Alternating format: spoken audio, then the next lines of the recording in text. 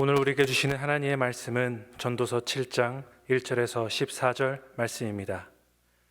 좋은 이름이 좋은 기름보다 낫고 죽는 날이 출생하는 날보다 나으며 초상집에 가는 것이 잔치집에 가는 것보다 나으니 모든 사람의 끝이 이와 같이 됨이라. 산자는 이것을 그의 마음에 둘지어다.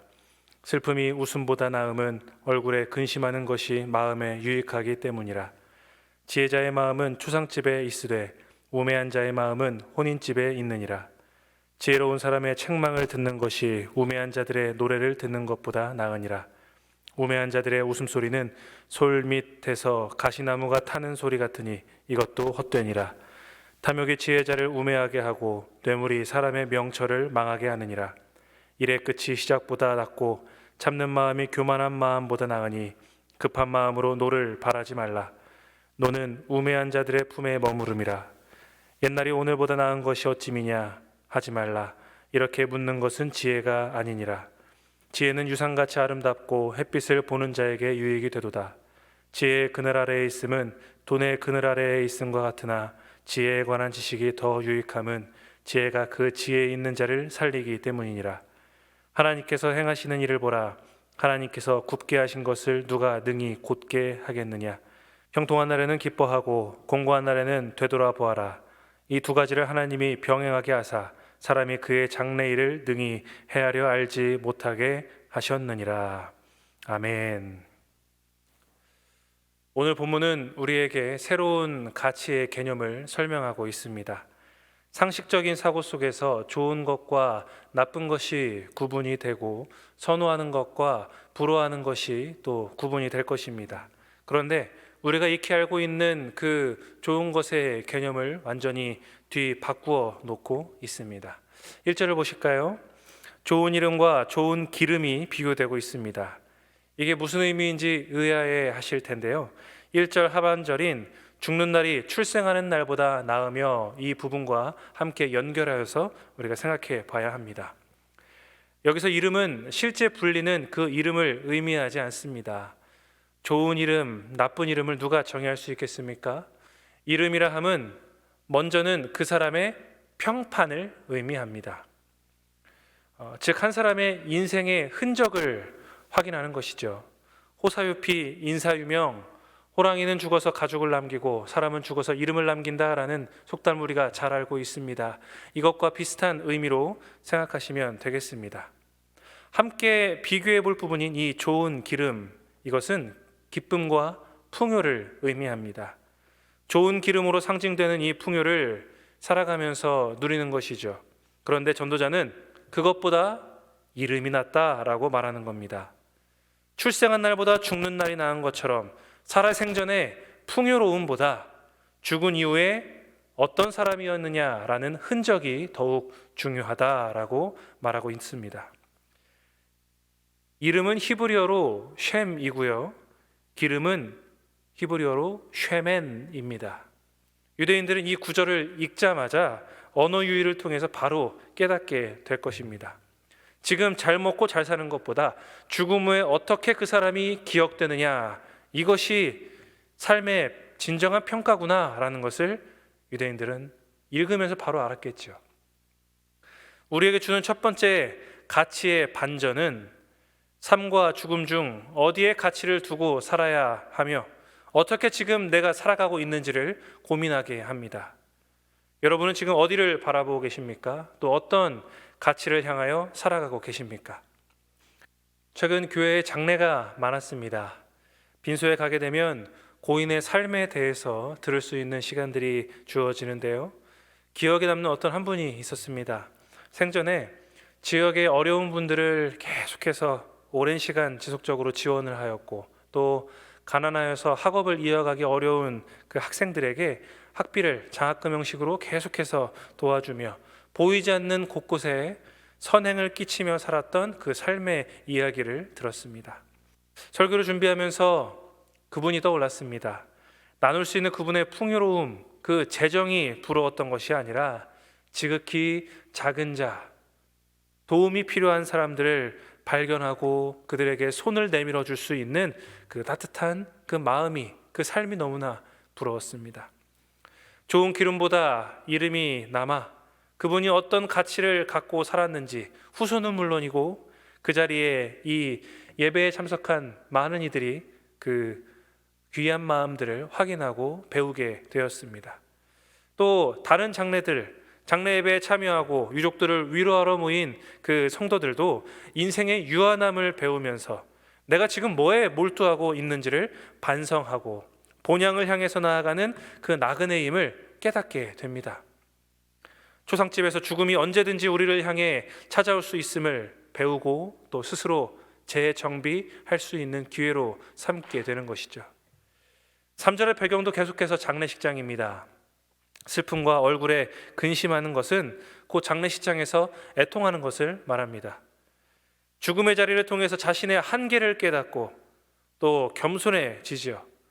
그렇다고 하여 오늘 말씀이 지금 우리의 삶을 부정하고 죽음을 바라는 말입니까? 그렇지 않습니다. 염세주의자처럼 체념하는 것입니까? 그렇지 않습니다. 인간의 한계를 잘 알고 자신의 이기심을 버려 겸손하고 진정한 가치를 향해 나아가는 삶의 질서를 초상집을 통해서 또 죽음을 통해서도 발견하라라는 것입니다.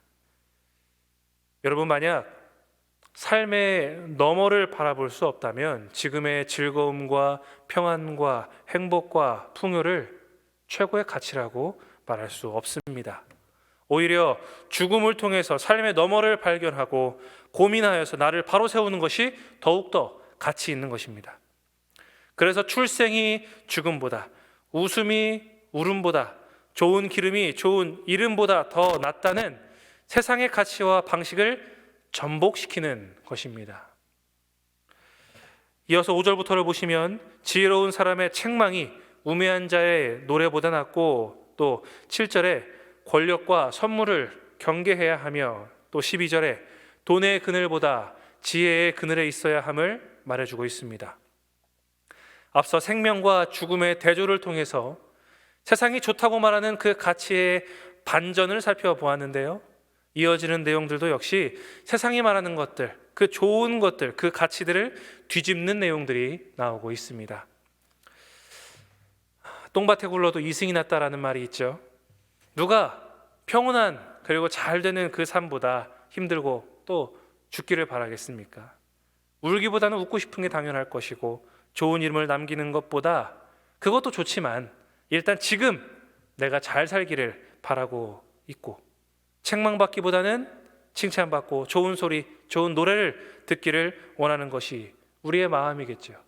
숙이기보다 자존심을 지키며 살아가고 풍요롭게 살아가는 것을 누구나 원할 것입니다. 그렇게 살아가는 사람들이 있다면 우리는 그들을 바라보면서 부러운 마음이 들고 성공한 삶이라고 칭송할 것입니다. 그런데 이런 세상의 상식이 좋다고 여기는 것은 우리의 삶의 불균형을 초래하게 됩니다. 좋아 보이는 것들이 무조건 언제나 항상 좋은 것은 아니기 때문입니다. 고통이 없으면 좋겠다라고 우리가 생각을 하죠. 그런데 고통이 없으면 어떻게 되는지 아십니까? 우리의 부상을 입거나 다쳤을 때, 또 질병을 앓고 있을 때 아무것도 모르는 상태에 임하게 됩니다. 무조건 한쪽만이 좋은 것이다 라고 말하고 세상에서 좋다고 말하는 그 가치관이 옳다, 좋다라고만 생각하는 것은 삶의 필수적인 한 부분을 간과하고 넘겨버리게 되는 것입니다. 그래서 우리에게 필요한 것은 지혜입니다. 지혜의 삶을 살기 위해서는 생명의 주인이시며 지혜의 근본이신 하나님의 섭리를 따르고 수용하는 그 마음가짐이 우리에게 필요합니다. 왜냐하면 삶의 정답을 우리가 알 수 없기 때문입니다. 우리는 알 수 없지만 하나님은 우리에게 언제나 그러셨듯 정답이 되어 주십니다. 잔치집이 좋은 줄 알았으나 초상집에서 배우게 되는 것처럼 웃고 좋은 소리 듣는 것보다 울고 책망받는 것을 통해서 그것이 더욱더 낫다라는 것을 알게 되는 것처럼 우리의 삶에는 어느 것 하나만 항상 맞는 길은 없습니다. 이것이 진리다라고 말들 하지만 변하지 않는 진정한 진리는 오직 주님뿐입니다. 굽은 길 같지만 하나님이 준비하신 길이라면 세상의 고든 길보다 안전하고 빠를 수 있습니다. 공고한 날이지만 하나님이 준비하신 고난이라면 세상의 형통함보다 값지며 빛납니다. 따라서 인생의 살아감에 참된 지혜는 생사화복의 주관자 되시는 하나님을 인생의 주인으로 모시고 믿고 따르는 것입니다. 우리가 진정한 믿음은 삶 가운데 일어나는 모든 그 상황들이 하나님의 허락하심 아래에 있음을 깨닫는 것입니다. 거기에 하나님의 뜻이 있음을, 의미를 인정하고 또 발견하는 것이지요. 그럴 때 우리는 우리의 삶의 순간순간 일희일비하지 않게 될 수 있습니다. 고난 너머와 삶의 너머를 바라볼 수 있는 눈을 뜨게 되는 것이죠. 여러분, 그분의 인도하심을 받으시기를 축복합니다. 하나님의 손길을 따라 나아가며 찬송하고 때로는 회개하며 주님이 원하시는 거룩한 백성의 그 삶으로 날마다 세워지기를 축복합니다. 전도서의 전도자가 깨달은 길을 우리가 걸어가기를 소망합니다. 하나님께 삶을 맡기는 참된 지혜자들이 되시는 신촌교회 성도님들이 되시기를 주님의 이름으로 축복합니다. 이 시간 말씀을 생각하면서 함께 기도하겠습니다. 세상이 옳다는 가치를 쫓는 인생이 아니라 하나님이 내 삶의 가치가 되어 주시옵소서. 오직 주님을 붙드는 지혜를 우리에게 허락하여 달라고 이 시간 함께 기도하겠습니다. 기도합니다. 하나님, 우리를 향해 많은 가치들이 쏟아지고 이것이 옳다 저것이 옳다 말을 하지만 항상 내 삶의 가장 옳은 길, 가장 좋은 길은 주님이셨음을 믿음으로 고백합니다. 인생에 없어서는 안 될 중요한 가치라고 여기는 선명한 길들보다 주님께서 주시는 길이 가장 좋은 길이며 가치 있는 일임을 깨닫는 우리가 되게 하여 주옵소서. 하나님을 알미 가장 큰 지혜임을 우리가 기억하게 하시고 나와 우리의 가정 모두가 하나님의 인도하심에 순종하며 주님의 다스림 안에 우리들 머물 수 있는 은혜가 우리의 복된 삶이 되게 하여 주시옵소서.